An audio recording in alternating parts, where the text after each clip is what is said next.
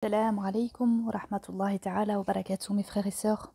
Nous continuons avec les campagnes de Khalid ibn al-Walid radiallahu anhu, chapitre 2, Yarmouk, le débouché sur la Syrie, de l'an 13 de l'Hégire 634.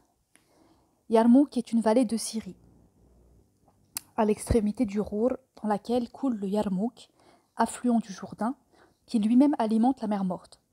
La bataille qui porte ce nom opposa les Byzantins, commandés par Mahan ou Bahan, roi d'Arménie, aux musulmans, menés par Khalid ibn al-Walid. L'importance de cette bataille tient au fait qu'elle marque la fin de l'hégémonie byzantine en Syrie au profit des musulmans. Elle débuta le 12 Rajab de l'an 13 de l'Hégire, 11 septembre 634, et dura 5 jours complets. La situation militaire en Syrie à la veille de Yarmouk. Les Byzantins. À la veille de la bataille, les forces byzantines en Syrie atteignaient à peu près 300 000 hommes répartis en deux armées. La première en Palestine, sous le commandement de Sergius, comptait 100 000 hommes. La seconde, présente sur le reste du territoire, sous le commandement de Théodore, le frère d'Héraclius, atteignait 200 000 hommes. Le commandement de la première armée était basé en Palestine et celui de la seconde à Antioche. Quant au quartier général des armées byzantines en Syrie, il se trouvait également à Antioche. Ces forces s'étaient déployées dans tout le pays, sur certains sites et dans des bastions construits spécialement à cet effet en application d'une stratégie défensive bien rodée. Des routes destinées à faciliter les liaisons reliaient ces postes militaires entre eux, d'une part, et au quartier général d'Antioche d'autre part. La Syrie était subdivisée en 6 circonscriptions militaires principales: Antioche, Qinesrin, Émès, Amman, Ajnadayn et Césarée. À chacune d'elles correspondait une garnison militaire commandée par un chef byzantin. Les armées byzantines en Syrie étaient équipées des dernières armes connues à l'époque et employaient les méthodes de combat les plus modernes. Elles étaient les armées les plus fortes du moment, que ce soit en équipement, en armes, machines de guerre, moyens de transport et de communication. Ajoutons à cela qu'elles combattaient à partir de leur position, dans leurs bastions et sur un terrain qu'elles connaissaient parfaitement. Sises à proximité de leur base logistique, elles maintenaient un contact direct entre elles et avec le haut commandement, ce qui n'était certes pas le cas des armées islamiques conquérantes. Cependant, le soldat byzantin était à l'inverse du soldat musulman, lent à se déplacer, lourdement chargé, plus disposé à la défense qu'à l'attaque et enclin à faire la guerre sur son terrain, près de ses bases d'approvisionnement. Le plan des Byzantins consistait à attirer les musulmans à l'intérieur des terres syriennes, plus précisément en Palestine, où la première armée serait chargée de les combattre, tandis que la seconde armée s'occuperait du reste du pays. C'est ce qui explique leur soudain repli qui laissait aux musulmans le contrôle des terres limitrophes entre la péninsule arabique et la Syrie. Pour cela, Héraclius organisa ainsi ses forces. Son frère Théodore fut envoyé vers Amr ibn al-As avec 90 000 hommes. Yarja ibn Tudra se dirigea vers Yazid ibn Abi Sufyan. Darakis partit à la rencontre de Shurahbil ibn Hassana. Fiqar ibn Nestus se chargea d'Abu Ubaïda avec 60 000 hommes. Les musulmans. Les armées islamiques pénétrèrent en Syrie à la fin de l'an 12 de l'Hégire, articulées en 4 divisions. La première, sous le commandement de Yazid ibn Abi Sufyan, objectif Damas. La seconde, aux ordres de Shurahbil ibn Hassana, objectif Bousra, capitale du Hawran. La troisième, commandée par Abu Ubaïda ibn al-Jarrah, objectif Émès. La quatrième, menée par Amr ibn al-As, objectif la Palestine. Le calife conserva en réserve à Médine Ikrima ibn Abi Jahl avec une division de 6 000 hommes. Les effectifs de chacune des 3 premières divisions variaient entre 3 et 4 000 combattants. Quant à la 4e division, elle atteignait 6 à 7 000 hommes. Les armées islamiques, lorsqu'elles pénétrèrent en Syrie, étaient donc fortes de 15 à 19 000 combattants. Ce nombre grossit par la suite pour atteindre 27 000 hommes, auxquels s'ajoutèrent 3 000 hommes provenant des reliquats de Khalid ibn Saïd qu'Abou Bakr avait envoyés en Syrie puis rappelés, 10 000 hommes venus avec Khalid ibn al-Walid d'Irak, les 6 000 hommes de Ikrima ibn Abi Jahl, la réserve de Médine, qui rejoignirent par la suite. Les effectifs de l'ensemble des forces islamiques qui partirent à la conquête de la Syrie étaient donc de 40 000 hommes, dont 10 000 cavaliers. C'est le maximum atteint par les musulmans dans ce pays. Ces forces musulmanes étaient inférieures en nombre aux forces byzantines, mais aussi en matériel, armes, moyens défensifs, de transport, de communication ou de logistique. De plus, elles combattaient loin de leur quartier général et de leur base logistique, et il leur était difficile de communiquer entre elles. Les musulmans combattaient sur un terrain qui n'était pas le leur, dans un autre pays que le leur, et sous un climat différent du climat désertique auquel ils étaient habitués et préparés. Cependant, à l'inverse des Byzantins, ils se déplaçaient rapidement, légèrement chargés, ce qui leur donnait une propension certaine à l'attaque plutôt qu'à la défense. Ils se déplaçaient très rapidement et facilement, méprisant les fatigues du voyage d'un front à l'autre, comme le prouve Khalid ibn al-Walid lors de son étonnant déplacement du front irakien à celui de Syrie. Dès que les chefs musulmans s'établirent en Syrie et qu'ils découvrirent le plan des Byzantins, ils communiquèrent et décidèrent d'appliquer un contre-plan dont voici la substance. Retrait aussi prompt que possible des emplacements occupés à l'intérieur du pays et repli sur Boussra en évitant tout engagement avec l'ennemi dans une bataille inégale. Puis regroupement des 3 premières divisions, Yazid, Shurahbil et Abu Ubaïda, à proximité de Boussra et liaison avec Amr ibn al-As en Palestine pour débattre de la phase suivante. Ils écrivirent au calife pour l'informer et obtenir son accord. Ayant reçu une réponse favorable, les 3 chefs exécutèrent rapidement leur plan. Abu Ubaïda quitta Émès, Yazid se retira du Routa, levant le siège de Damas, et Shurahbil leva celui de Boussra. Tous 3 se retrouvèrent avec leur division à proximité de Boussra, tandis que Amr longeait les rives du Jourdain pour se rapprocher et établir sa liaison avec eux. Mais Abu Bakr, qui était à la fois conscient de la faiblesse relative des effectifs musulmans en Syrie et de l'ardeur des Byzantins, considéra qu'il fallait consolider les troupes en nommant un chef bien trempé qui serait chargé de conquérir ce pays. Il n'en vit pas de meilleur que Khalid ibn al-Walid, qui avait fait preuve sur le front d'Irak du plus grand courage. Il lui écrivit à Hira, lui ordonnant de se mettre en marche avec la moitié de son armée pour rejoindre ses compagnons en Syrie. Il partit avec 10 000 hommes, supportant une marche éreintante qui dura environ 18 jours, au cours desquels il parcourut la distance séparant Hira de Boussra de manière quasi miraculeuse. Préparation au combat. Les forces en présence. Les Byzantins. La première armée byzantine avait été vaincue à la bataille d'Ajnadayn, qu'il avait opposée à Khalid dès son arrivée en Syrie, Jumada el-Oula de l'an 13 de l'Hégire en 634. Dès qu'il avait été informé de la pénétration musulmane en Syrie, Héraclius avait écrit aux patrices « Rassemblez-vous et choisissez un bon terrain, vaste et sans échappatoire. Tadariq commandera l'ensemble. Jarja sera avec l'avant-garde, Bahan et Darakis avec les ailes, et Fiqar mènera les troupes au combat. Réjouissez-vous car Bahan arrive avec des renforts. » Cette armée était composée de 240 000 hommes, dont 80 000 entravés, 40 000 enchaînés de la mort, 40 000 attachés avec des cordes pour qu'ils ne s'échappent pas, et 80 000 fantassins. Les troupes étaient un mélange de Byzantins, d'Arméniens, d'Arabes de Syrie convertis au christianisme, de Russes, de Slaves et de Francs. Les musulmans. Dès son arrivée à Boussra, Khalid réunit les chefs des 3 divisions et étudia avec eux la situation sous ses différents angles. 2 solutions s'offraient à lui.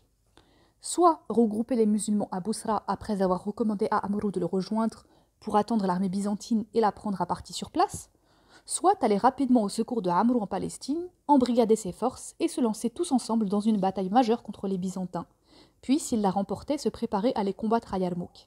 Ainsi il garantirait ses arrières. Khalid choisit la seconde solution. Il écrivait à Amr, lui demanda de faire diversion avec Sergius, en attendant qu'il établisse sa liaison avec les 3 divisions. Puis, il partit rapidement à la rencontre de l'ennemi. Celle-ci eut lieu à Ajnadayn, où les musulmans avaient remporté une importante bataille contre l'armée de Sergius, avant d'aller tous ensemble à Yarmouk pour y affronter les Byzantins.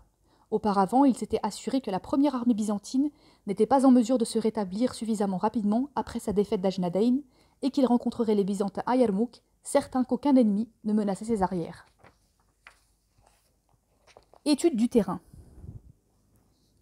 La plaine de Yarmouk se situe entre le lac de Tibériade à l'ouest, la vallée de Yarmouk au sud, le Jebel el-Arab à l'est et la région de Kounaytira au nord, qui d'un point de vue géographique est la région la plus ouverte sur cette plaine et qui lui est la mieux reliée.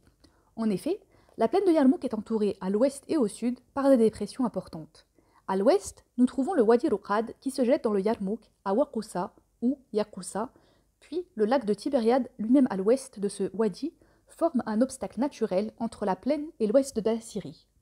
Le Wadi Ruqad prend sa source à 11 miles au nord-est du Yarmouk, vers lequel il coule. Ses 2 rives sont abruptes et élevées, phénomène qui s'accentue à l'approche du Yarmouk pour constituer un obstacle naturel infranchissable d'une profondeur variant de 100 à 1000 pieds. Au sud se trouve le Wadi Yarmouk, dans lequel coule la rivière du même nom. Ce wadi commence à Jalayn à l'est, puis sinue vers l'ouest sur une quinzaine de miles avant de rejoindre le Wadi Ruqad à Waqoussa, comme nous l'avons déjà dit. La rivière poursuit son cours et se jette dans le Jourdain, au sud du lac de Tibériade. À l'est, on peut observer les contreforts du Jebel al-Arab, donnant sur le Hawran depuis Izra au nord jusqu'à Dara'a ou Idra'et au sud. On ne note, entre la plaine de Yarmouk et les contreforts du Jabal al-Arab, aucun obstacle naturel remarquable, et cette plaine s'étend donc de Wadi Rukad au pied des monts Isra, sur une distance d'à peu près 30 miles. Au nord, la plaine se prolonge après le Wadi Rukad jusqu'à un groupe de villages et de bourgades qui forment la région de Qunaitira. D'un point de vue géographique, on considère cette zone comme le débouché naturel de la plaine du Yarmouk, sa porte sur la Syrie. La plaine du Yarmouk en elle-même est une plaine normale, dont la pente s'incline progressivement du nord au sud et qui est traversée par deux wadis outre le Wadi Rukad, orienté nord-sud. Wadi Alan ou Wadi al-Alak, dans lequel coule le Alak, est situé à l'est du Wadi Rukad. Il prend naissance au nord-ouest de Nawa et coule vers le sud pour rejoindre le Wadi Yarmouk à l'ouest d'un village appelé Hit. Wadi Harir ou Wadi al-Khanzir se trouve à l'est du Wadi Alan ou Alak. Il prend son origine en un point situé au nord-est de Nawa, puis s'oriente vers le sud-ouest et passe à l'ouest d'Isra, de Sheikh Miskin, pour rejoindre finalement au sud le Wadi Yarmouk à Aradi al-Ashari, à l'est de Jalayn.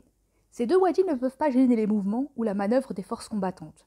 À proximité de Nawa, au sud-ouest, se trouve une colline d'environ 300 pieds d'altitude et qui domine la région environnante. Elle a été appelée Tal al-Jumur parce qu'une partie de l'armée musulmane s'y rassembla avant la bataille. On trouve également au sud de Nawa une autre colline appelée Tal as-Souman, et il est probable que Khalid y avait placé les femmes musulmanes en leur confiant la mission de repousser les musulmans mis en déroute par l'ennemi. Cette colline se situe à cheval sur le centre et l'arrière-garde par rapport au champ de bataille. Le champ de bataille occupait les parties occidentales et centrales de la plaine du Yarmouk, à l'intérieur d'un quadrilatère délimité, à l'ouest par les rives du Wadi Rukad, à l'est par celle du Wadi al-Harir, au sud par le Wadi Yarmouk, puis au nord par une ligne reliant les lisières est de Nawa au Wadi Rukad. Implantation des troupes. Les Byzantins. Nous avons dit qu'Héraclius avait écrit au patrice, chef de son armée, qu'il se rassemble pour combattre les musulmans et qu'il choisisse un emplacement vaste et sans échappatoire, que son frère Tadarik commanderait l'ensemble et que Bahan venait en renfort à sa suite. Il semble que Mahan ou Bahan arriva à Yarmouk et reçut le commandement puisque nous ne trouvons aucune trace de Tadarik par la suite, et rien ne nous permet de dire qu'il aurait reçu le commandement de la bataille ou qu'il ait accompli quoi que ce fût de militaire pendant cette bataille. Ceci nous autorise à penser que Mahan fut investi du commandement de l'armée byzantine, alors que Théodore ou Tadarik était le chef de la seconde armée en Syrie, ou avait été tué à Ajnadayn, comme le mentionne Tabari. Dans tous les cas, les Byzantins choisirent Yarmouk pour rencontrer les musulmans, conformément aux directives d'Héraclius, car le Wadi leur procurait une tranchée. Ils se mirent en position à l'ouest de Wadi Alan ou Alak, se déployèrent vers le nord à partir du Yarmouk, et dans la profondeur d'ouest en est du Wadi Rukad ou Wadi Alan.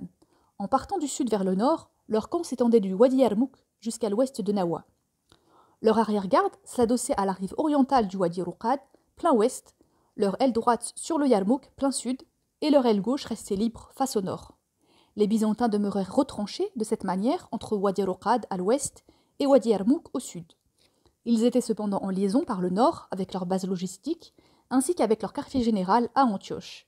Le point faible était que les musulmans pouvaient facilement les déborder par le nord et interdire le seul débouché qu'ils avaient sur la Syrie et par conséquent avec leur capitale et le haut commandement d'Antioche. L'armée byzantine resta sur place pendant un mois, valorisant ses positions défensives et se préparant à combattre les musulmans. Les musulmans. Lorsque Khalid arriva avec son armée dans la plaine du Yarmouk, il y trouva les Byzantins qui s'y étaient mis en position et tomba nez à nez avec eux sur leur chemin, ne laissant aucune possibilité aux Byzantins de les éviter. Alors Amr ibn al-As dit « Ô musulmans, réjouissez-vous, les Byzantins sont acculés et la valeur de celui qui est assiégé est moindre. » Puis il se déplaça conformément aux prescriptions de Khalid et barra le seul débouché des Byzantins sur le nord. Ensuite, Khalid se mit en position face aux Byzantins, déployés vers l'ouest à partir de Wadi al-Harir et vers le nord à partir de la rive nord du Yarmouk. En partant du sud vers le nord, son camp s'étalait de Tal al-Ashari sur le Yarmouk jusqu'à Nawa, en passant par Jilin, puis Sahm al-Julan et Tsil. Son arrière-garde s'appuyait sur Wadi al-Harir à l'est, son aile gauche sur le Yarmouk au sud. Quant à son aile droite, elle restait libre face au nord. Comparaison des positions des deux armées. Les ailes sud des deux armées, c'est-à-dire l'aile gauche des musulmans et l'aile droite des Byzantins, étaient protégées par la rive nord du Yarmouk. Quant aux ailes nord, c'est-à-dire l'aile droite des musulmans et l'aile gauche des Byzantins, elles étaient libres, en direction du nord. Les Byzantins étaient immobilisés d'une part par les deux wadis, Wadi Rukad à l'ouest, Wadi Yarmouk au sud, et d'autre part par les musulmans qui leur faisaient face à l'est. Quant à ces derniers, ils avaient les mains libres, tant à l'arrière et en direction de la zone orientale de la plaine du Yarmouk et des contreforts occidentaux du Jabal al-Arab, qu'au sud-est, vers Dar'a, la péninsule arabique, et donc leur quartier général et leur ravitaillement. Il en allait de même au nord, en direction des terres intérieures. Le déploiement de l'armée byzantine était plus important que celui de l'armée islamique, en front comme en profondeur, puisqu'ils formaient, les Byzantins, 30 rangs, alors que les musulmans n'en alignaient pas plus de 3. Toutefois, tandis que les musulmans combattaient rapidement et légèrement chargés, les fantassins byzantins combattaient entravés par des chaînes ou attachés par groupes de 10 pour qu'il leur soit impossible de fuir ou encore pour prouver qu'ils étaient prêts à vendre chèrement leur vie au combat. La distance entre les deux armées sur le champ de bataille était de 3 parasanges, d'après Waqidi. Cependant, cette information semble exagérée. Ordre de bataille. Les Byzantins. Mahan organisa son armée comme le faisaient les Byzantins à cette époque, en phalanges. Chaque phalange étant composée de 600 soldats et en légions comptant chacune 10 phalanges. Il disposa ses phalanges sur 3 lignes, 4 phalanges sur la première ligne et 3 sur chacune des secondes et troisièmes lignes. Ensuite, il plaça les archers à l'avant-garde et la cavalerie sur les ailes. Les phalanges formèrent ainsi le centre de l'armée qui était constitué de 30 rangs. Il assigna à chacun de ses corps les missions suivantes. Archers. S'avancer à l'avant-garde, déclencher le combat, puis se replier derrière les ailes. Cavalerie. Protéger les archers lorsqu'ils déclencheraient le combat et pendant leur repli. Infanterie. Formant le centre de l'armée et sa force de frappe, elle doit engager le corps à corps avec l'ennemi et l'anéantir. Les chefs de cette armée étaient Mahan ou Bahan, roi d'Arménie, assumait le commandement de la division des Arméniens, outre celui de l'armée pendant la bataille. Qanatir, roi des Russes, commandait la division des Russes et des Slaves. Gergir ou Grégorien, roi des Amourites, commandait une division composée d'éléments non byzantins. Derjan, gouverneur de Constantinople, commandait une division de Francs. Jebla ibn al-Ayyam, roi des Rassanides, commandait une division d'Arabes chrétiens des tribus Rassan, Lahm et Joudam. Qourin, qui succéda à Dirjan après qu'il eut été tué au cours de la bataille. Ces chefs ont été affectés aux emplacements suivants. Avant-garde, Jabla, avec pour mission de couvrir l'armée et de harceler l'ennemi avant la bataille. Aile droite, Jargir, grégorien avec les enchaînés. Aile gauche, Qanatir. Centre, Mahan et Dirjan. Les musulmans. Ils ne connaissaient pas de système d'organisation moderne avant la bataille de Yarmouk et se conformaient au khamis qu'avaient connu les Arabes au cours des guerres précédentes, ignorant les phalanges. Mais Khalid, fort de son expérience de la guerre avec les Perses en Irak, comprit intuitivement que son armée avait besoin, pour lutter contre les Byzantins, de se conformer à une organisation comparable à la leur. C'est donc tout naturellement qu'il imita les Byzantins dans ce domaine pour les affronter, et c'est ainsi qu'il adopta à Yarmouk pour la première fois dans l'histoire des guerres de l'islam l'organisation en phalange alliée à l'organisation en khamis. C'est ce que l'on appela la formation khalidienne. Khalid disposa son armée en phalanges, 38 ou 40 phalanges selon certains, composées chacune de 1000 combattants, et en légions ou divisions de 10 à 20 phalanges, puis il les déploya sur le champ de bataille sur toute la longueur du front byzantin.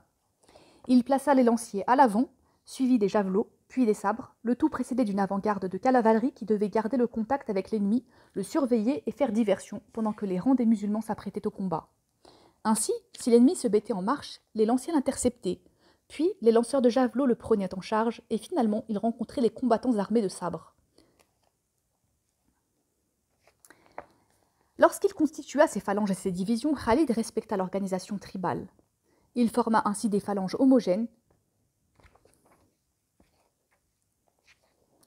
Pour l'aile droite, les tribus Kinana, Qaïs, Joudam, Khatam, Qouda, Amila et Rassan.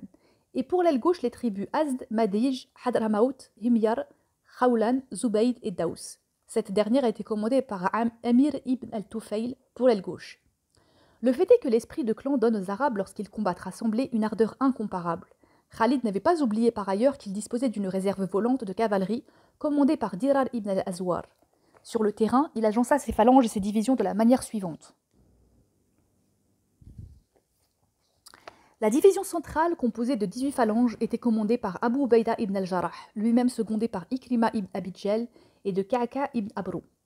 La division droite, composée de 10 phalanges, était commandée par Amr ibn al-As, secondé par Shurahbil ibn Hassana.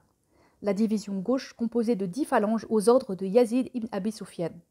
L'avant-garde, faite de cavalerie, commandée par Qabat ibn al-Hushaym, et du volume d'une petite division était chargée de jalonner l'ennemi. À l'arrière-garde, Sa'id ibn Zuhayr, avec 500 combattants, était chargé du train de combat et de sa protection. Citons parmi les chefs de phalange à Yarmouk, Abd ibn Khalid ibn al-Walid, âgé de 18 ans, Ziyad ibn Hanzala, Hashim ibn Utba, Safwan ibn Amin, Iyad ibn Ghanm et bien d'autres encore. Quant au groupe de commandement, il comprenait le qadi militaire, Abu Darda, chargé de régler les litiges entre les soldats musulmans conformément à la charia, l'officier chargé du moral, c'est-à-dire le lecteur du Coran, Miqdad, qui devait lire la sourate al-Anfal relative au combat, le prêcheur Abu Sufyan ibn Harb, qui passait dans les rangs pour stimuler les soldats au combat, le responsable des vivres ou officier logistique, Abdallah ibn Mas'ud, qui s'occupait du ravitaillement ainsi que de la collecte du butin et de sa répartition, Khalid, le commandant en chef, se situait au centre de l'armée, entouré des compagnons et sommités musulmanes, et précédé de l'étendard de l'armée Al-Uqab, l'étendard du prophète, sallallahu alayhi wa sallam, que Khalid avait déployé à Thuniyat al-Uqab le jour où il avait débouché sur la vallée de Damas, venant de l'Irak. Les femmes, derrière les rangs des combattants, occupaient une colline fortifiée pour les protéger. Il s'agirait de Tal as-Souman, dont nous avons parlé plus haut. Elles étaient chargées de soigner les blessés et les malades, de ravitailler les combattants en eau pendant la bataille, de les encourager et de les stimuler. Khalid répartit les missions comme suit. Abu Ubaïda, centre, prendre à partie le centre ennemi. Yazid, aile gauche, prendre à partie l'aile droite ennemie. Amr ibn al-As avec Shurahbil, aile droite, prendre à partie l'aile gauche de l'ennemi et la déborder subrepticement pour frapper l'ennemi de flanc et par l'arrière, puis s'enfoncer jusqu'au centre de l'armée. Quant à la cavalerie, il la divisa en 4 détachements et désigna à la tête de chacun l'un de ses meilleurs chefs et cavaliers. Qais ibn Ubayra al-Muradi commandait le premier détachement. Maïsara ibn Masrouq al-Absi commandait le second. Amir ibn al-Tufayl al-Dawsi reçut le commandement du troisième.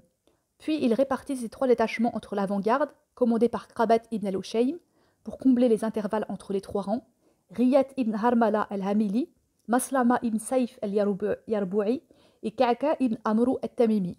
L'aile droite, l'aile gauche et l'arrière-garde, se gardant le commandant du 4e détachement, la cavalerie volante, prête à donner l'assaut et à endiguer les brèches que l'ennemi aurait pu occasionner dans les rangs musulmans. Avant le début de la bataille, Khalid envoya à Mahan une délégation chargée de négocier la paix, comme le faisaient les musulmans avant chaque bataille, qui lui présenta les options devenues classiques, islam, jizya ou guerre. Mahan choisit la guerre et les 2 camps se préparèrent au combat. Les ordres des chefs musulmans à leurs combattants et aux femmes avant le début du combat. Les ordres de Khalid à ses généraux visaient à relever le moral des troupes et à renforcer leur détermination au combat. De même, les consignes adressées aux femmes et l'application qu'en ont faite ces dernières ont eu une influence déterminante au profit des musulmans sur l'issue de la bataille. Voici quelques exemples de ces ordres et consignes. Khalid ordonna à ses soldats « Soyez courageux, combattez pour Allah, car ce jour est décisif. Ne combattez pas comme les tribus, sans organisation, sans vous appuyer et sans vous déployer, car ce n'est pas valable ici. » Et plus tard, « Serrez les rangs, car ceux-là se sont préparés et ce jour est décisif.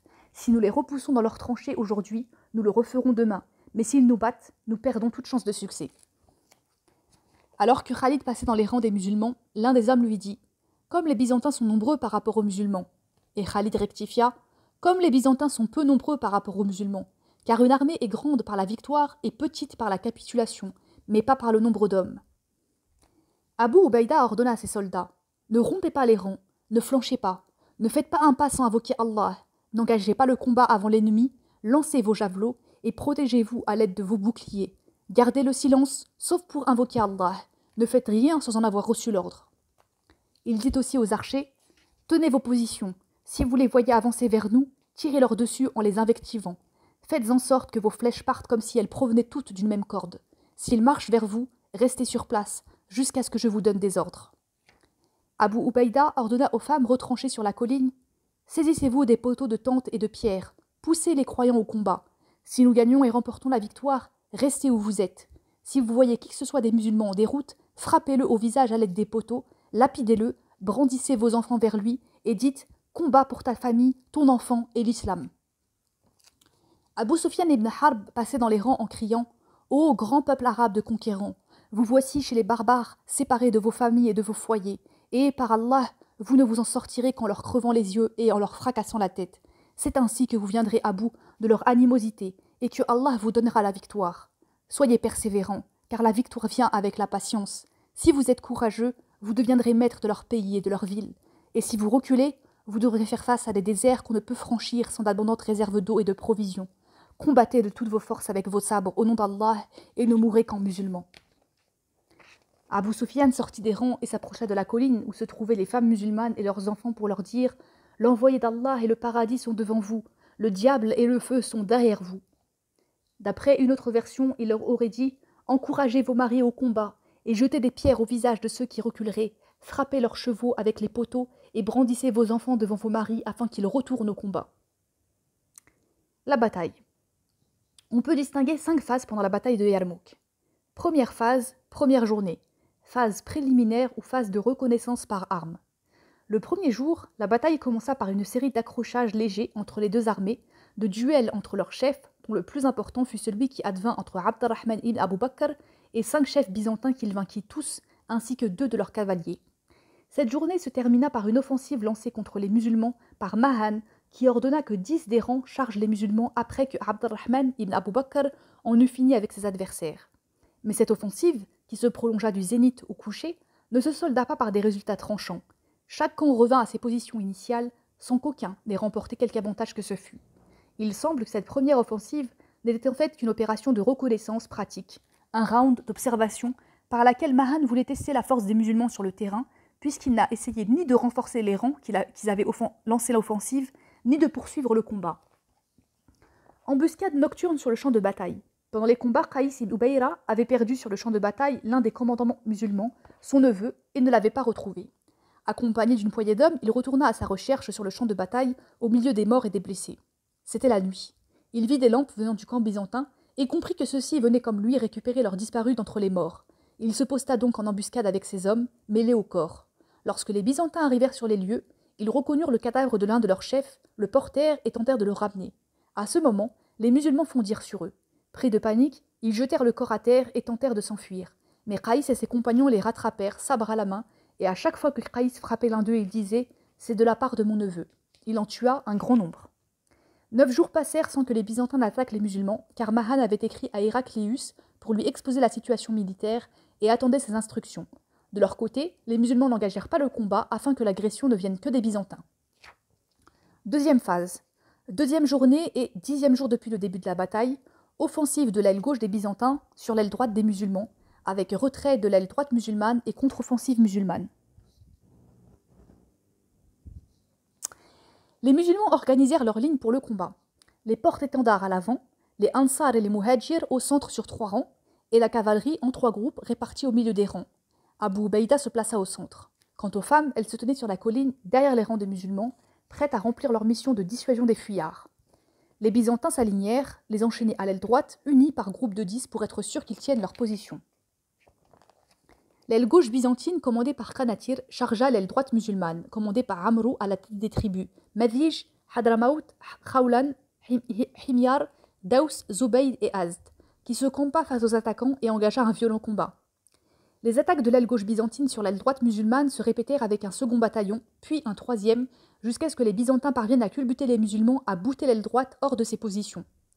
Le repli de l'aile droite musulmane découvrit partiellement le centre de l'armée islamique et les musulmans furent dangereusement menacés quand les Byzantins réussirent à ouvrir une brèche dans leur rang et à s'infiltrer jusqu'à leurs arrières. L'aile droite glissa alors vers la gauche et fondit dans le centre. À ce moment, le chef de la tribu Azd, Amrou ibn Madi Karib az-Zubaydi, prit l'affaire en main. Il appela ses hommes à se regrouper autour de lui et rassembla ainsi 500 cavaliers et fantassins. Ils chargèrent les Byzantins alors en position de force et furent rejoints par les tribus Himyar, Hadramaut, Khawlan, ainsi que par les Daous, commandés par Abu Hurayra, compagnon du prophète sallallahu alayhi wa sallam. Ils se battirent avec acharnement, mais la masse des Byzantins les submergea, et ils durent battre en retraite vers leur camp. Sur ces entrefaites, les musulmanes qui étaient en position derrière les rangs musulmans sur la colline intervinrent en voyant leurs combattants mis en déroute. Elles se mirent à lapider les fuyards et à frapper leurs chevaux avec les poteaux pour les empêcher de fuir, n'ayant de cesse qu'ils regagnent leurs emplacements pour défendre leur honneur et celui de l'islam. Elles criaient qu'Allah maudisse ceux qui fuient en abandonnant leurs femmes, ou encore, s'adressant à leurs maris, « Vous n'êtes pas nos époux si vous ne nous défendez pas de ces barbares. » Hind bint Utba, la femme d'Abu Sufyan ibn Harb, vit son mari en déroute et frappa alors son cheval à la tête avec un poteau en disant « Où vas-tu, Ibn Sakhr? Retourne dépenser ton énergie au combat et rappelle-toi tes exhortations au combat. » Et Abu Sufyan s'en retourna au combat avec tous les musulmans. Quand Amr ibn al-As à l'aile droite vit que les chefs musulmans Abu Sufyan ibn Harb, Zubayr ibn al-Awwam et Abu Hurayra et leurs tribus reprenaient le combat avec acharnement et courage, il s'y remit lui aussi, suivi par bien d'autres, et les combattants de l'aile droite tinrent fermement leur position après avoir été renversés par les Byzantins. Ensuite, ils chargèrent les Byzantins qui furent ébranlés, mais résistèrent. Le combat connut ainsi des hauts et des bas, des alternances de quart et phare, et l'avantage allait tantôt aux Byzantins, tantôt aux musulmans. Dès que Khalid vit que l'aile droite musulmane était percée et que les Byzantins étaient arrivés au centre, il chargea avec sa cavalerie sur les attaquants byzantins et engagea un féroce combat avec eux, réussissant à les culbuter et à récupérer les positions musulmanes. Saisissant l'occasion du repli des Byzantins et de la reprise de leur position par les musulmans de l'aile droite et du centre, Khalid décida d'exploiter la victoire. Il partit en chasse et les Byzantins furent vaincus par Khalid. À cet instant précis, il ordonna de lancer une contre-offensive générale et les musulmans chargèrent de toutes parts sur l'aile droite byzantine qui se découvrit dangereusement. Les enchaînés de l'aile droite restèrent sur leur position sous une pluie de flèches afin de couvrir leurs camarades en déroute. Khalid se dirigea vers le centre et s'y enfonça jusqu'à atteindre son chef, Dirjan, qui se couvrit le visage d'une étoffe de soie. Alors Dirar ibn al-Azwar s'élança vers lui et le tua. Troisième phase, troisième jour, offensive de l'aile droite byzantine sur l'aile gauche musulmane, retrait de l'aile gauche musulmane et contre-offensive musulmane.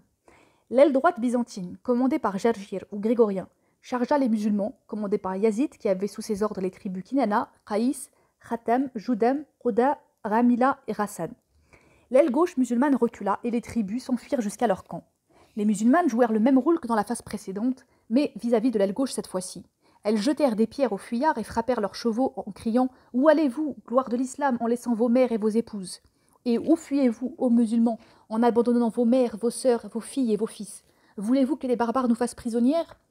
Alors les fuyards eurent honte de leur comportement et retournèrent vers l'ennemi pour le combattre avec un acharnement et un courage sans pareil, essayant de reconquérir les positions perdues. Khalid vit que l'aile gauche des musulmans était battue et que ses hommes tentaient de reprendre leur position. Avec sa cavalerie, il se dirigea vers ses adversaires, fort d'un millier d'hommes à peu près, et tous ensemble, ils livrèrent aux Byzantins un terrible combat qui perdura sans pour autant départager les protagonistes. Le duel. Dans l'intervalle, l'un des chefs de l'aile droite byzantine sortit des rangs pour provoquer les musulmans en combat singulier. Un jeune homme de la tribu Azd s'avança et fut abattu par le Byzantin. Amir ibn Tufayl, chef de la tribu Daous, se présenta à son tour et le terrassa. Du coup, Jabala ibn al-Ayyam, roi des Rassanides et chef des Arabes chrétiens, défia Amir et le tua. Après cela, Jundab ibn Amir vint venger son père de Jabala et fut tué à son tour. Charge des tribus de l'aile droite musulmane sur les Arabes chrétiens et contre-offensive musulmane. La tribu Daous, après que Amir et son fils Jundab eurent été éliminés, chargea sur les Arabes chrétiens des tribus Rassan, Lahm et Joudam. Elle fut suivie de la tribu Azd qui voulait lui venir en aide et l'appuyer. Une violente bataille fit rage et se serait soldée par une défaite des musulmans si Amr ibn al-As et Khalid ne les avaient pas rejoints, avec leurs forces pour batailler jusqu'à la nuit, moment où les Byzantins furent repoussés sur leur position, laissant les musulmans reprendre celle qu'ils avaient perdue le jour même. Le troisième jour de Yarmouk fut terrible et vit la cavalerie musulmane mise en fuite à 3 reprises et repoussée à chaque fois par les femmes qui lapidaient les hommes, frappaient les chevaux et brandissaient les enfants vers leur père qui retournait alors au combat. Au cours de cette phase, Saïd ibn Zaïd se distingua parmi les chefs musulmans par sa conduite héroïque. Dès qu'il vit les Byzantins marcher vers lui, il se prosterna, puis fonça sur eux vengeurs. Ses hommes l'entourèrent et s'élancèrent tous ensemble pour combattre l'ennemi. Yazid ibn Abi Sufyan, le chef de l'aile gauche musulmane, eut également une conduite exemplaire au cours de cette phase de la bataille. Quatrième phase, quatrième jour, offensive de l'aile gauche musulmane sur l'aile droite byzantine. Puis de l'aile gauche byzantine sur l'aile droite musulmane et repli de cette dernière pour reprendre ensuite ses positions. Offensive générale des Byzantins et contre-offensive musulmane. Les Byzantins arrivèrent ce jour-là en ordre de combat sur le champ de bataille, Mahan supervisant son armée et donnant ses ordres du haut d'une colline. Les musulmans se mirent en ordre de bataille comme les jours précédents. Les archers se répartirent dans l'aile droite, l'aile gauche et le centre par groupe de 500 et reçurent l'ordre de tenir fermement leur position et de tirer sur l'ennemi s'il avançait vers eux. Yazid, chef de l'aile gauche musulmane, lança une offensive sur la partie de l'aile droite byzantine, contiguë au centre. Personne n'arracha la victoire au cours du violent combat qui s'ensuivit. Entre-temps, L'aile gauche byzantine lança avec 10 000 hommes une offensive sur l'aile droite musulmane où se trouvait Amr ibn al-As. L'aile droite fut bousculée et bâtie en retraite jusqu'au campement. Les Byzantins poursuivirent les musulmans et percèrent leur rang jusqu'à atteindre le début du camp des musulmans, proche de Amr et de sa troupe, essayant de dissocier Amr et Shurahbil qui étaient dans l'aile droite à côté du centre pour déborder ensuite l'aile droite vers l'arrière. Amr ne réussit pas à contenir l'offensive byzantine et se replia avec ses hommes. Les Byzantins pénétrèrent dans le camp des musulmans et les prirent au dépourvu, à tel point qu'ils les agglutinèrent sur la colline où se trouvaient les femmes et les encerclèrent.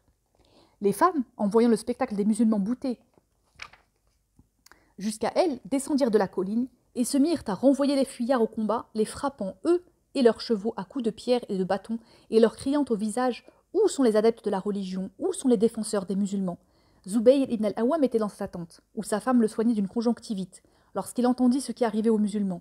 Il se leva brusquement, s'empara de son sabre et partit aussitôt combattre les Byzantins avec une telle ardeur que Layth ibn Jabir dit de lui que Allah protège Zubayr ibn al-Awwam car il a repoussé les Byzantins seuls, partant à l'attaque sans le secours d'aucun arabe et les a renvoyés dans leur camp. Quant à Amr, dont l'aile droite s'était repliée devant l'offensive byzantine, dès qu'il vit Zubayr attaquer, un élan et un courage nouveau s'emparèrent de lui et il cria à ses hommes « Courage, courage, tenez bon, tenez bon !» Puis il chargea les attaquants byzantins. Les musulmans combattirent les Byzantins, les repoussèrent et les vainquirent, récupérant du même coup leur position initiale. À ce moment-là, l'aile gauche byzantine chargea de nouveau, avec la légion arménienne en direction de Shurahbil et de la partie de l'aile droite musulmane touchant au centre. Les musulmans furent mis en déroute et il n'en resta que Shurahbil et un groupe d'environ 500 combattants. Qaïs ibn Bayra, qui commandait un détachement de cavalerie, assista à la défaite de l'aile droite musulmane et de la cavalerie de Shurahbil qui battait en retraite. Il s'élança pour leur apporter un soutien par la gauche, alors que Khalid faisait de même par la droite, si bien que les Byzantins furent pris en tenaille entre Qaïs à gauche et Khalid à droite. Quand Shurahbil se rendit compte de l'offensive lancée par la cavalerie musulmane, il reprit le combat à son tour, passant à l'attaque contre les Byzantins qui furent assaillis de 3 côtés, droite, gauche et front. Ils chancelèrent, se mirent à reculer, et les musulmans s'élancèrent sur leurs traces, lançant une charge massive qui les amena aux lisières du campement de Mahan après qu'ils eurent réinvesti leur position. Les duels. Cette phase fut parsemée de duels entre les chefs byzantins et musulmans. L'un des patrices byzantins, le gouverneur de Naplouse, fut tué par un cavalier des Banu Himyar. Marius, roi des Lan, Alain, fut abattu également par Dirar ibn al-Azwar après que Shurahbil l'eut affronté en vain. Zubayr ibn al-Awwam, lui, défia 4 chefs byzantins et les tua tous. Enfin, Khalid affronta et élimina le roi des Russes, quelqu'un d'autre que Kranatir. Le jour des éborgnés. Face aux défaites infligées aux Byzantins par les musulmans, Mahan ordonna à ses archers de tirer sur les musulmans une salve d'environ 100 000 flèches d'un seul coup. Les traits tombaient comme la grêle sur les positions musulmanes. Il s'ensuivit un nombre important de blessés chez les musulmans, en particulier des borgnés. On dit ainsi qu'ils perdirent dans cette guerre de flèches environ 700 perdus, et l'on appela désormais ce jour « jour des éborgnés ». Abu Sufyan ibn Harb lui-même comptait au nombre des éborgnés. Les musulmans eurent très peur et chancelèrent, leurs chevaux s'enfuirent au galop, et eux se replièrent hors de portée des tirs. L'offensive générale byzantine. Mahan saisit l'occasion pour lancer une offensive générale afin d'exploiter la victoire, qu'il avait remportée avec ses archers. L'armée byzantine marcha d'un bloc centre, aile droite et aile gauche, en direction des musulmans en déroute. Qorin, Jarjir, Grégorien et Qanatir menaient cette armée. Les archers intensifièrent leurs tirs et les enchaînés avançaient résolument en sortant leurs sabres. Devant cette avancée massive, les musulmans fuirent de plus belle et les Byzantins, eux, progressèrent encore plus, s'enfoncèrent dans les rangs des musulmans qui combattaient avec acharnement tout en se repliant. Certains chefs comme Abu Ubaïda, Yazid, Amru, Abdurrahman ibn Abu Bakr et Fadl ibn Abbas firent preuve ce jour-là d'un immense courage. Abdullah ibn Qart al-Asadi déclara « J'ai assisté au combat dans sa totalité, et je n'ai jamais vu un combat aussi intense que celui du jour des éborgnés. » Néanmoins, les musulmans continuèrent à reculer jusqu'au tente des femmes. Le combat des musulmanes et la contre-offensive musulmane. Lorsque les musulmanes s'aperçurent que leurs hommes étaient en déroute, elles dévalèrent la colline, certaines armées d'un sabre, et se mêlèrent au combat. Elles se mirent à se battre à mort, mais les femmes des tribus Lahm, Joudam et Khawlan furent mises en fuite.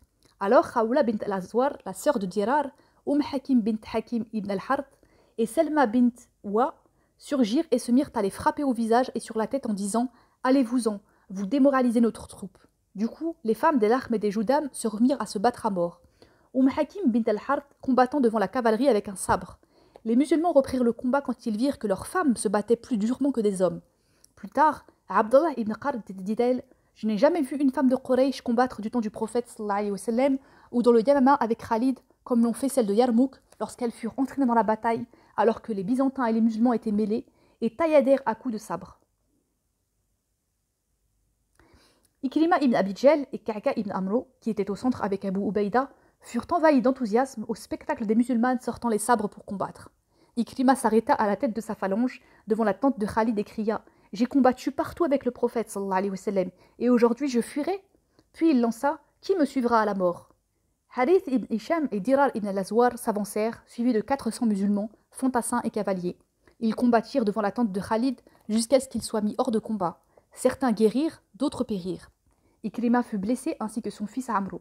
Ils vinrent tous les deux vers Khalid, qui posa la tête de Ikrima sur sa cuisse et celle de Amrou sur sa jambe, puis se mit à caresser leur visage en leur donnant à boire en disant « Ibn Hantama, c'est-à-dire Omar, prétendait que nous ne mourrions pas en martyrs. » Le combat dura ce jour-là des premières lueurs de l'aube aux derniers rayons du soleil. Abu Ubaïda, Khalid et les chefs qui étaient avec eux persévérèrent et repoussèrent finalement les Byzantins jusqu'à leur position. Quand le soleil se coucha et que la pénombre sépara les belligérants, les musulmans avaient repris leur position, et chaque tribu s'employait à rétablir son dispositif et soigner ses blessés, après que leur sang eut coulé et que le sol fut jonché de cadavres. 5e phase, 5e jour, offensive musulmane générale, la manœuvre de libération, la décision et fin de la bataille. Cette phase débuta par des duels entre Grégorien, chef de l'aile droite byzantine, et Abu Ubaïda, chef du centre de l'armée islamique, aboutissant à la mort du chef byzantin qui attrista beaucoup le chef de l'armée byzantine Mahan. Ce dernier défia les musulmans en combat singulier. Malik an-Nakhri releva le défi, mais n'arriva pas à prendre l'avantage. Mahan lui porta un coup qui lui creva l'œil et l'obligea à abandonner. Depuis ce jour, on appela Malik le borgne.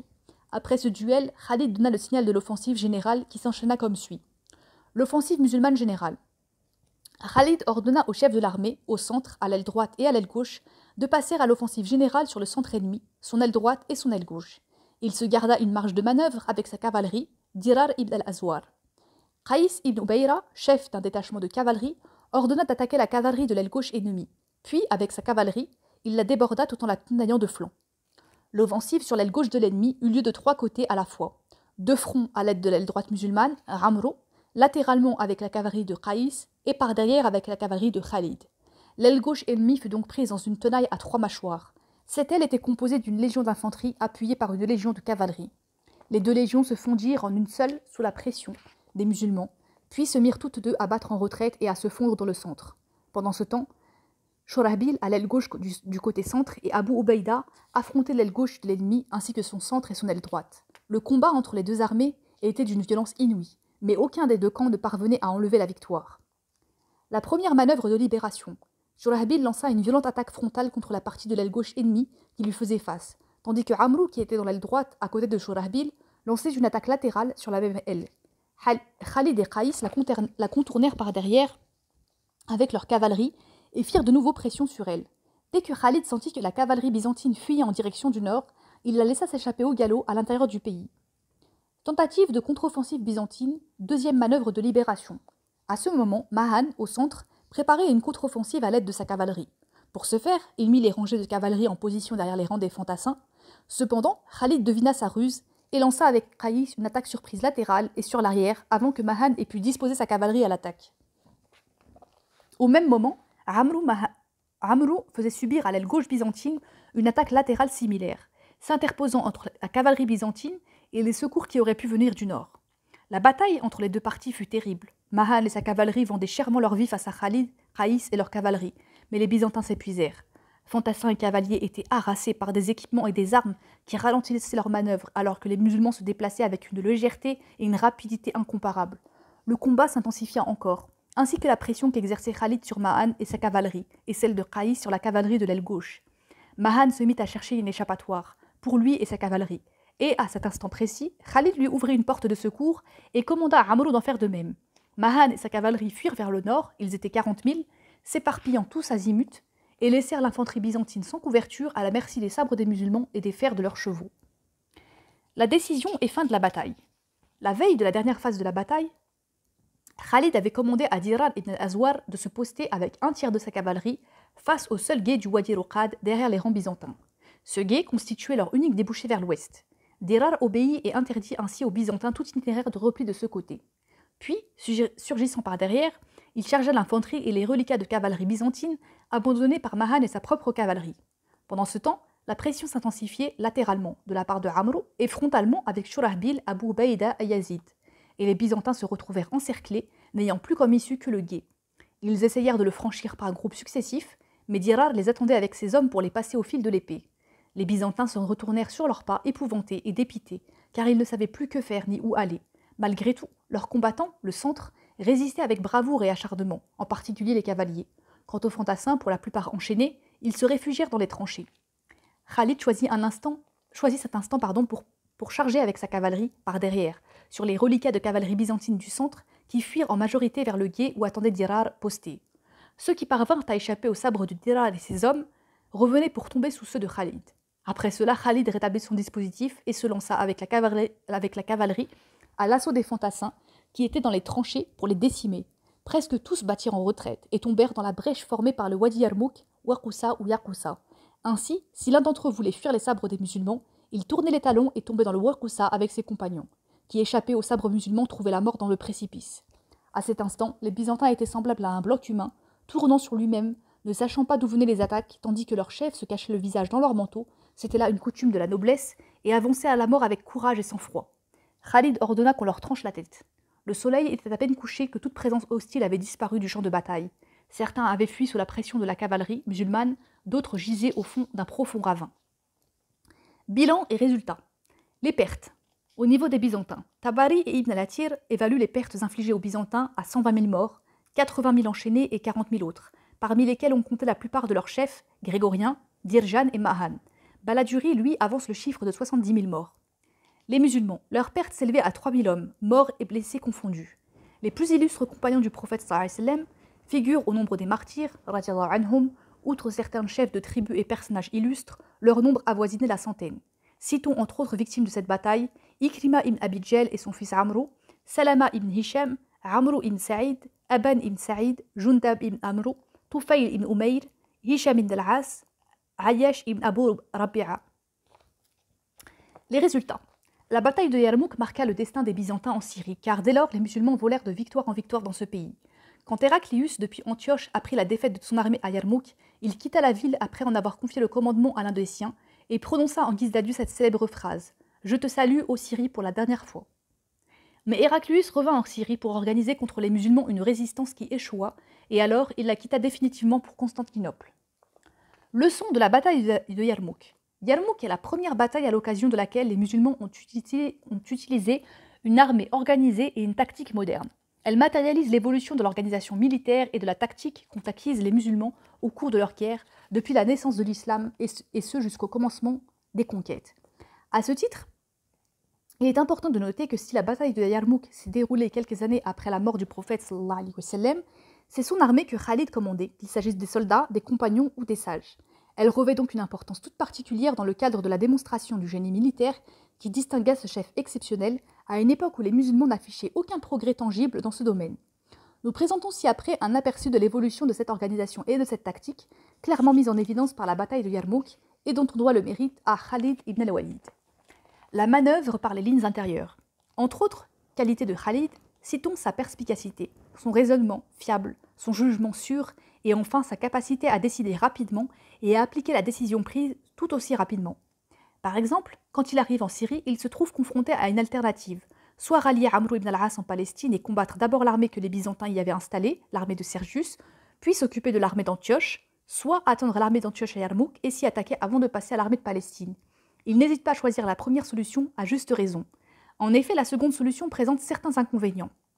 Khalid doit s'appuyer sur un plan défensif et non offensif car il attend l'armée d'Antioche sur place et l'on connaît bien les dangers encourus par une armée qui attend un ennemi supérieur quantitativement, 6 fois et qualitativement. Khalid se prive alors dans cette bataille décisive de Yarmouk d'une force de frappe non négligeable, celle de Amr ibn al-As positionnée face à l'armée de Sergius en Palestine. Par ailleurs, on peut gager que Amr ne sera pas en mesure d'affronter l'armée de Sergius et de la contenir. Ceci conduira à une progression de Sergius en vue de couper les lignes de communication de Khalid avec Médine, capitale du califat et partant avec le commandement suprême et la base logistique. C'est pour toutes ces raisons qu'il opte pour la première solution, la manœuvre par les lignes intérieures, tirant parti de la lenteur des forces byzantines, alourdies par leurs équipements et incapables de le poursuivre d'Émès à Ajnadayn. Ordre de la bataille de l'armée islamique pendant la bataille. Nous avons dit précédemment que l'organisation des troupes sur laquelle Khalid s'est appuyé pendant la bataille de Yarmouk a lié Khamis et phalanges, encore appelée organisation khalidienne, et qu'il s'agissait de la première organisation de ce genre pour l'islam. Place de la cavalerie musulmane dans la bataille. La cavalerie revêtait pour Khalid une importance toute particulière. C'était la force de frappe de son armée, en plus des possibilités de diversion, de manœuvre ou d'assaut qu'elle offrait. À Yarmouk, il divise donc sa cavalerie en détachements qui sont commandés à chaque fois par l'un de ses plus valeureux cavaliers, Qaïs ibn Bayra, Maïsara ibn Masrouq, Amir ibn Tufayl, Riyat ibn Harmala, Maslama ibn Saïf, Ka'ka ibn Amrou, Qabat ibn Ashyam et Dirar ibn al-Azwar. Puis il répartit ses détachements entre l'avant-garde, l'aile droite, l'aile gauche, les 3 rangs de combattants et enfin l'arrière-garde. La cavalerie de l'avant-garde est chargée de la diversion. Celle des ailes manœuvre. Les cavaliers placés entre les rangs interviennent à leur profit des troupes de choc et la cavalerie de l'arrière-garde donne l'assaut.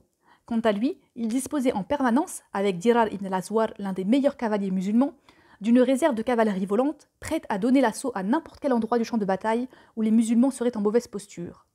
Dans Sayf Allah Khalid ibn al-Walid, Omar Kahala cite ces paroles de Khalid à Yarmouk. J'ai décidé de diviser la cavalerie, une partie sous mes ordres et l'autre sous les ordres de Qaïs ibn Bayra, puis de la répartir derrière l'aile droite et l'aile gauche afin que si nos hommes chargeaient, Allah renforce leur ardeur, et que si l'adversaire attaquait, elle s'y opposa et protégea nos troupes, en brisant son élan et le dispersant, à la suite de quoi nous partirions au galop, afin que Allah nous donne la victoire en nous laissant les encercler. Préparation au combat et répartition des missions. Khalid répartit les missions entre ses généraux avant le combat. Il plaça Abu Baïda au centre et lui confia la mission de se charger du centre de l'ennemi. Yazid ibn Abi Sufyan reçut le commandement de l'aile gauche pour combattre l'aile droite de l'ennemi. Amr ibn al-As, secondé par Shurahbil ibn Hassana, prit l'aile droite, se chargeant de l'aile gauche ennemie et de son débordement ultérieur, rapide et inopiné, visant à frapper l'adversaire à la fois de flanc et par l'arrière pour atteindre ensuite le centre de l'armée. Préparation morale des troupes. Nous avons déjà parlé des ordres donnés par les chefs musulmans aux combattants et aux femmes avant la bataille, en soulignant les incitations à l'endurance et à la fermeté face à l'ennemi et l'influence que cela avait eue sur les combattants durant le combat. Dispositions de sûreté prises pour la marche à l'ennemi. Khalid prit toutes les précautions nécessaires dans sa marche à l'ennemi à Yarmouk. En avant-garde de son armée progressait l'un de ses chefs les plus compétents et les plus courageux, Qabat ibn Ashyam. Qabat était l'œil de cette armée ainsi que son bouclier. Il plaça à l'arrière-garde Saïd ibn Zaïd avec 500 combattants pour protéger le train de combat et ses arrières. La bataille d'Ajnadayn elle-même peut être considérée comme l'une des mesures prises par Khalid pour préparer en toute sécurité la bataille décisive de Yarmouk. Innovation tactique dans l'armée islamique. Yarmouk fut la première bataille que les musulmans engagèrent contre les Byzantins en utilisant une méthode de combat moderne. Khalid a su, en imitant l'organisation militaire des armées byzantines, en phalanges et légions, les combattre et les vaincre avec leurs propres principes, avant même que ses soldats y fussent rodés. De plus, il exécuta pendant la bataille la fameuse manœuvre de libération de la cavalerie byzantine.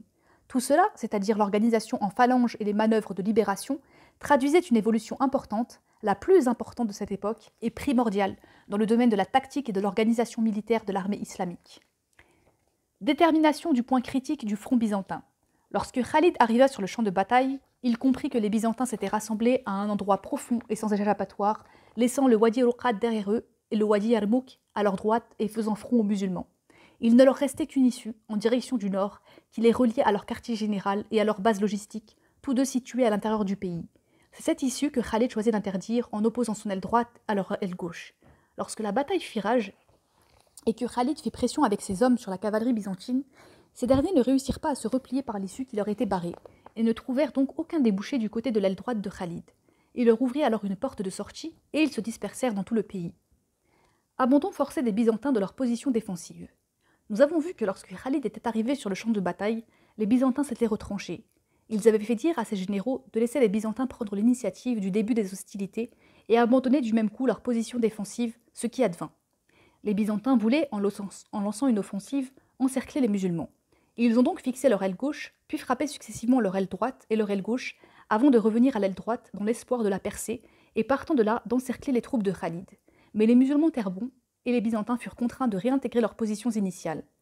Khalid les chargea après avoir contrecarré leur offensive et leur arracha la victoire. Rôle des femmes dans la bataille. Les musulmanes jouèrent tout au long de la bataille un rôle essentiel et déterminant, comme nous l'avons vu lors de notre description des différentes phases, et leur action fut bien l'un des facteurs de la victoire.